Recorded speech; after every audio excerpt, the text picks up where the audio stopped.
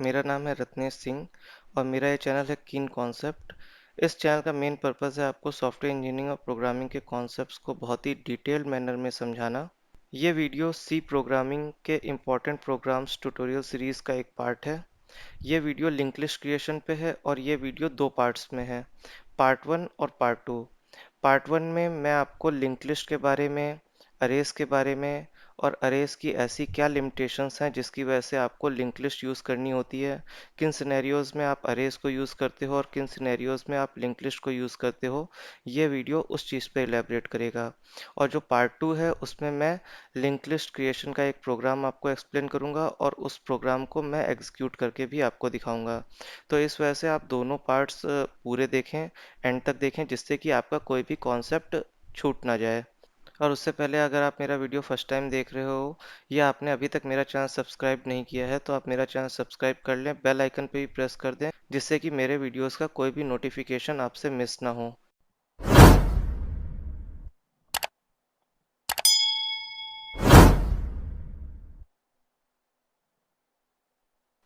तो चलिए अब स्टार्ट करते हैं। तो अब हम देखेंगे कि अरे और लिंक लिस्ट के बीच में मेन डिफरेंसेस क्या होते हैं। तो उससे पहले हम देखेंगे कि अरे हमारा क्या होता है। तो जो अरे है वो हमारा fix size collection of homogeneous elements होता है। तो जैसा कि हम यहाँ पे देख रहे हैं ये एक इंटीजर टाइप अरे है जिसका साइज 10 है। तो मैंने जैसे कि बताया था, अरे fix size collection of homogeneous elements होता है। तो फिक्स साइज अगर हम बोलें तो जैसे कि ये हमारा 10 साइज का मतलब 10 इंटीजर टाइप एलिमेंट्स का अरे है। तो आपका जो साइज होता है वो आपको पहले स्पेसिफाई करना पड़ता है। ठीक है, साइज हमारा फिक्स्ड होता है। तो और होमोजीनियस एलिमेंट्स की बात करें तो सारे जो एलिमेंट्स हैं, ये अगर सारे एलिमेंट्स देखें तो आप ये सारे इंटीजर टाइप्स हैं। तो मतलब वो सारे एलिमेंट्स हमारे एक ही डेटा टाइप के होंगे। तो ये हो गया हमारा fix size collection of homogeneous elements. ठीक है। और दूसरी चीज़, जब आप अरे को डिक्लेयर करते हो तो जो जितने साइज़ का आप अरे स्पेसिफाई करते हो ये आपको पहले ही स्पेसिफाई करना पड़ता है अरे का साइज़। तो जब आप अरे का साइज़ स्पेसिफाई करते हो तो फिर उतने साइज़ की मेमोरी जो होती है मेमोरी में रिजर्व हो जाती है। अगर आप यहाँ पे देखो, ये पूरा जो 10 एलिमेंट्स का इंटीजर टाइप एलिमेंट्स के लिए जो मेमोरी है वो मेमोरी में रिजर्व हो जाती है। तो अगर हम देखें तो ये इंटीजर टाइप है।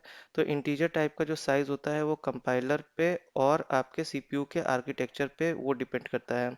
तो कंपाइलर, अगर आपका 16 बिट, अगर आप old compiler turbo C compiler use कर रहे हो तो ये 2 बाइट्स का होता था ओल्ड कंपाइलर्स के लिए। 16 बिट कंपाइलर्स के लिए 2 बाइट्स का होता था। लेकिन अभी जो हमारा 32 बिट कंपाइलर्स हैं या 64 बिट कंपाइलर्स हैं इसके लिए ये हमारा 4 बाइट्स का होता है इंटीजर। ठीक है। तो अगर हम देखें तो यहाँ पे ये वाला हमारा 4 बाइट्स का है, सिमिलरली ये भी हमारा 4 बाइट्स का है और ये टोटल हमारा 10 एलिमेंट्स हैं। ठीक है। तो अगर हम देखें तो 10 इंटू 4 मतलब 40 बाइट्स जो है वो आपकी मेमोरी में उतना स्पेस आपका रिजर्व हो जाएगा। और ये जितने भी ब्लॉक्स होंगे वो कॉन्टिगुअस मेमोरी लोकेशन में स्टोर होते हैं। कॉन्टिगुअस मेमोरी का मतलब क्या हो गया कि जहाँ पे इसका एड्रेस ख़त्म होता है वहाँ पे आपके नेक्स्ट एलिमेंट का एड्रेस शुरू होगा। ठीक है। तो हर एक जो मेमोरी ब्लॉक है हर एक एलिमेंट के लिए वो कहाँ पे होगा, एडजेसेंट मेमोरी लोकेशंस में होगा। ठीक है। तो ये आपको एक समझने वाली बात है। तो अब आप यहाँ पे देखो तो आप एक चीज़ सोच रहे होगे कि इसमें केवल 8th पोजीशन तक आपके एलिमेंट्स हैं, और ये दोनों पोजीशन आपकी ब्लैंक हैं, राइट। फिर भी हमने बोला कि यहाँ पे 40 बाइट्स ऑफ मेमोरी आपकी स्टैक मेमोरी में रिजर्व हो जाती है। तो ये ऐसा ही होता है क्योंकि अरे में अगर आपका भले ही एलिमेंट्स आपके लेस स्टोर हो रहे हों या आपके पूरे एलिमेंट्स स्टोर हो रहे हों जितना कि आपने साइज डिक्लेयर किया है अरे का, लेकिन वो मेमोरी जो है वो उस डेटा टाइप के अकॉर्डिंग पूरी मेमोरी आपकी मेमोरी में रिजर्व कर देगा। तो करेंटली इन दोनों मेमोरी लोकेशंस पे आपकी कोई भी डेटा नहीं है, यहाँ पे होगा आपका गार्बेज वैल्यू अगर आपने एलिमेंट्स को ज़ीरो से इनिशलाइज नहीं किया है। ठीक है। तो यहाँ पे गार्बेज वैल्यू होगी। तो इसी वजह से ये एक तरह का ड्रॉबैक है अरे का कि अरे में जो मेमोरी जितनी आप साइज स्पेसिफाई करते हो उतनी मेमोरी आपकी स्टैक मेमोरी में रिजर्व हो जाएगी, इवन दो अगर आप उस मेमोरी को यूज़ कर रहे हों या ना यूज़ कर रहे हों। ठीक है। और अब हम देखेंगे कि कैसे हम एलिमेंट्स को अरे में इंसर्ट करते हैं। तो जैसे कि आप यहाँ पे देख रहे हैं कि ये हमारा एक इंटीजर टाइप अरे जो हमने ऊपर लिया था। तो इसमें अगर हमें एक ये 20 जो है इसे अगर हमें इंसर्ट कराना है इस पोजीशन पे, ठीक है। तो अगर हम देखें तो अरे हमारा इंडेक्स मेंटेन करता है, तो ये 0 1 2 3 4 और ये 5। तो फिफ्थ इंडेक्स पे अगर हमें इस 20 एलिमेंट को अगर हमें इंसर्ट कराना है तो हमें क्या करना होगा। तो यहाँ पे अगर आप देखो तो हमें सबसे पहले ये जो 56 है लास्ट वाला एलिमेंट, इसको हमें शिफ्ट करना होगा, इसको एक पोजीशन राइट में, ठीक है। फिर हमें 23 को 56 की पोजीशन पे हमें शिफ्ट करना होगा। फिर हमें 32 को हमें 23 की पोजीशन पे शिफ्ट करना होगा। और फिर हम फाइनली 20 को हम इस जो फिफ्थ इंडेक्स है या जो हम सिक्स पोजीशन अगर बोलें, तो यहाँ पे हमें तब हम इसको इंसर्ट करा पाएंगे। मतलब कि जब अरे में अगर एलिमेंट्स को अगर इंसर्ट करना है तो हमें जो एग्जिस्टिंग एलिमेंट्स हैं उनको हमें शिफ्टिंग करनी पड़ती है। शिफ्टिंग मतलब एक जगह से हमें इरेज करके दूसरी मेमोरी लोकेशन पे हमें कॉपी करना पड़ेगा, ठीक है। तो ये सब चीज़ें हमें प्रोग्राम में इम्प्लीमेंट करनी पड़ती हैं। ये अरे ऑटोमेटिकली नहीं करेगा, इसे आपको प्रोग्राम में इम्प्लीमेंट करना पड़ेगा। तो ये एक तरह से आपका इंसर्शन के समय आपके लिए एक ओवरहेड है, परफॉर्मेंस ओवरहेड है। तो सपोज अभी हम 20 यहाँ पे इंसर्ट कर रहे थे, लेकिन अगर ये 20 सपोज अगर हम यहाँ पे इंसर्ट कर रहे होते तो आपको कितने एलिमेंट्स आपको शिफ्ट करने पड़ते। आपको इसको 56 को शिफ्ट करना पड़ता, फिर 23 को, फिर 32 को, फिर 45 को, फिर 50 को, फिर आपको 23 को। उसके बाद आपका ये जो 20 एलिमेंट है ये आपका इस पोजीशन पे इंसर्ट होता। तो एक तरह से ये आपका परफॉर्मेंस ओवरहेड है। तो जब ये इंसर्ट हो जाएगा तो आपका जो अरे होगा वो इस तरह का दिखेगा, जहाँ पे आपके 9 एलिमेंट्स होंगे, यहाँ तक आपके एलिमेंट्स होंगे और एक पोजीशन आपकी ब्लैंक बच जाएगी, या जिसमें हम बोलें कि यहाँ पे हम अभी भी हमारे पास गार्बेज वैल्यू होगी, ठीक है। तो ये हो गया हमारा कैसे हम अरे में एलिमेंट्स को इंसर्ट करते हैं। अब हम आगे बढ़ेंगे और देखेंगे कैसे हम अरे में डिलीशन को परफॉर्म करते हैं।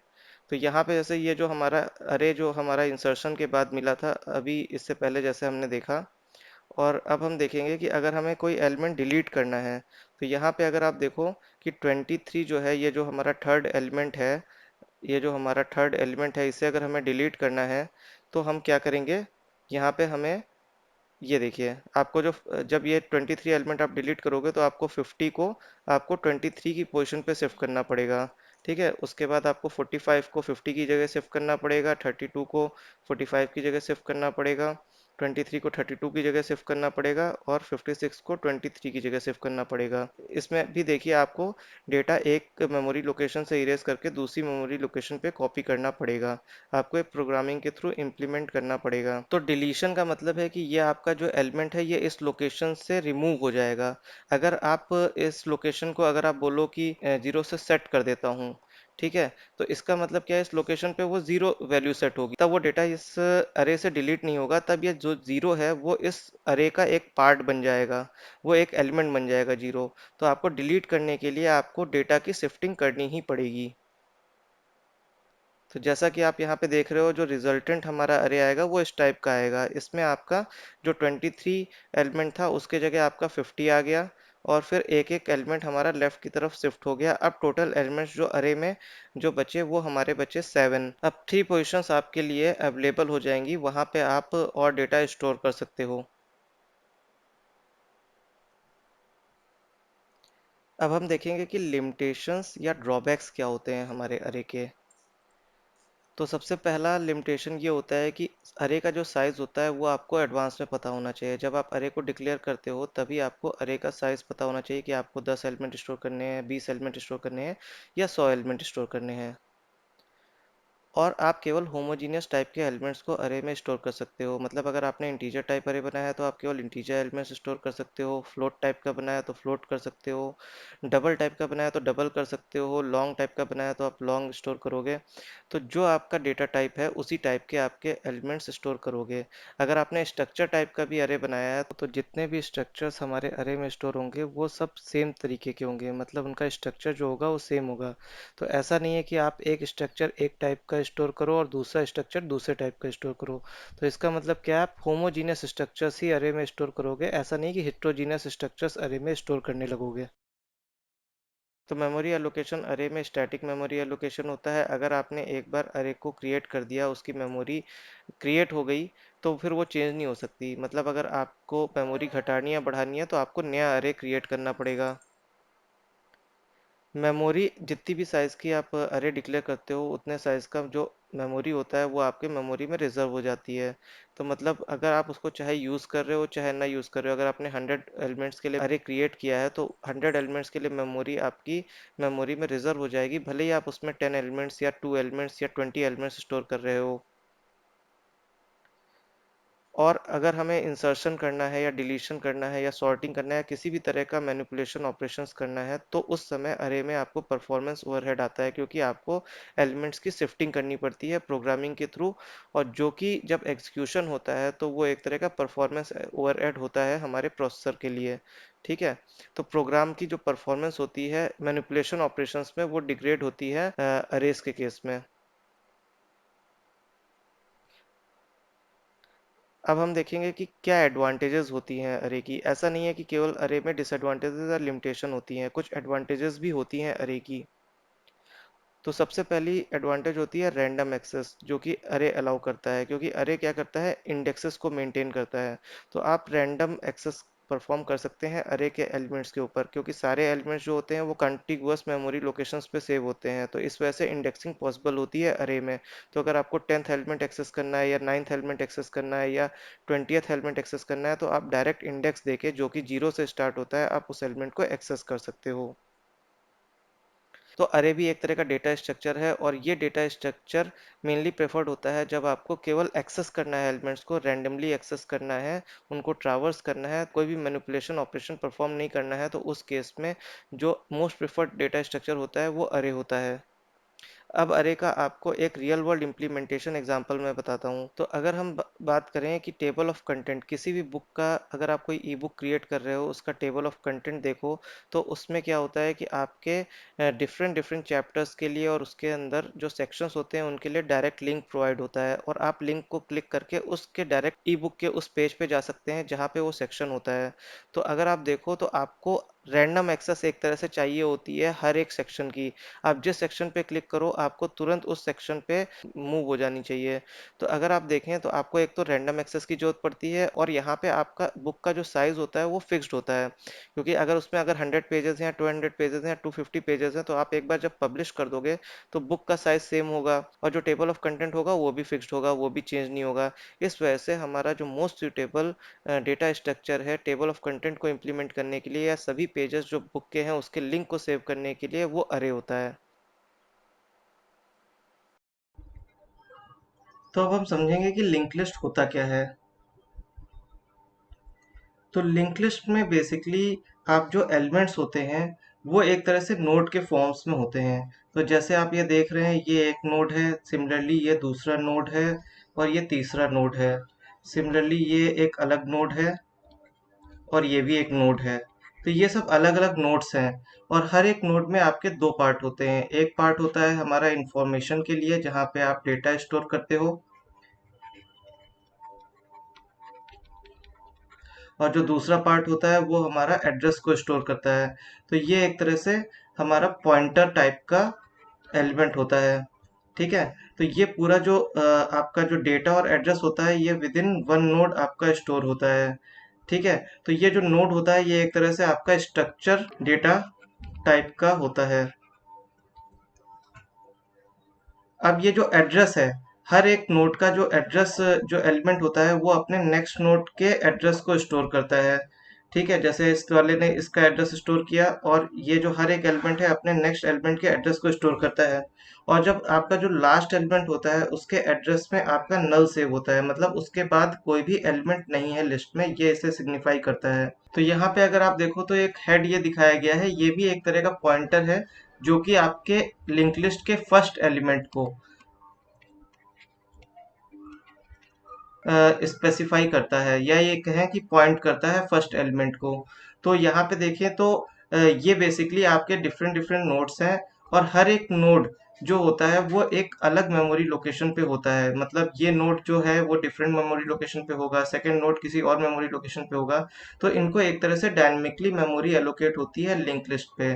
तो यही मेन डिफरेंस होता है अरे और लिंक लिस्ट के बीच में, कि अरे में सारे एलिमेंट्स जो होते हैं वो एक तरह से कंटिगुअस मेमोरी एलोकेशन होता है, उनको एक के बाद एक मेमोरी में एलोकेट होते हैं।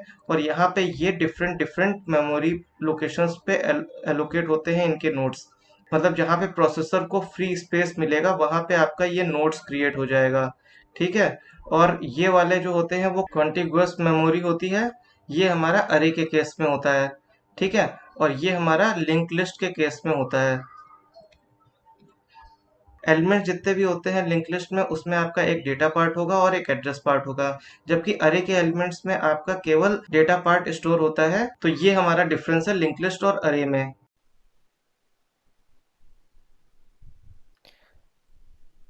तो अब हम देखेंगे कि हम एलिमेंट्स को लिंक लिस्ट में कैसे इंसर्ट करते हैं, और हम ये भी देखेंगे कि जब हमने एलिमेंट्स को अरे में इंसर्ट किया था और अब हम लिंक लिस्ट में इंसर्ट करेंगे तो दोनों के बीच में एलिमेंट्स के इंसर्शन के समय क्या डिफरेंस आता है।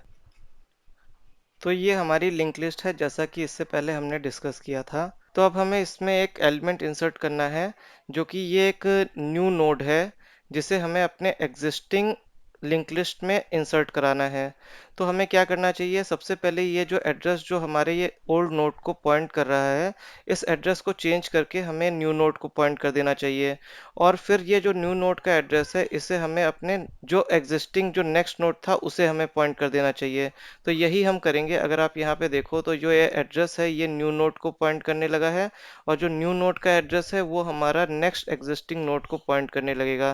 तो अगर आप यहाँ पे देखो तो कितना ईजिली हमारा ये जो न्यू नोड है वो अपने लिंक लिस्ट में इंसर्ट हो गया है। जबकि जब हमने अरे में इंसर्ट किया था एलिमेंट की तो हमें कितनी शिफ्टिंग करनी पड़ी थी, तो वो सारे शिफ्टिंग ऑपरेशंस आपको लिंक लिस्ट में नहीं करने पड़ते हैं। तो इसी वजह से हमारा इंसर्शन जब करना होता है तो हमारा लिंक लिस्ट में परफॉर्मेंस अच्छी होती है और इंसर्शन बहुत ही ईजिली हो जाता है, या बोले कोई भी मैनिपुलेशन ऑपरेशंस बहुत ही ईजिली हो जाता है।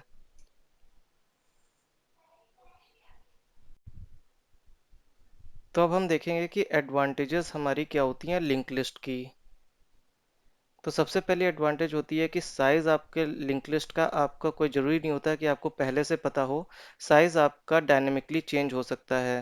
तो जब आप लिंक लिस्ट क्रिएट करते हो रन टाइम पे आप उसका साइज़ चेंज कर सकते हो, आप एलिमेंट्स को रिड्यूस भी कर सकते हो, आप इंक्रीज भी कर सकते हो।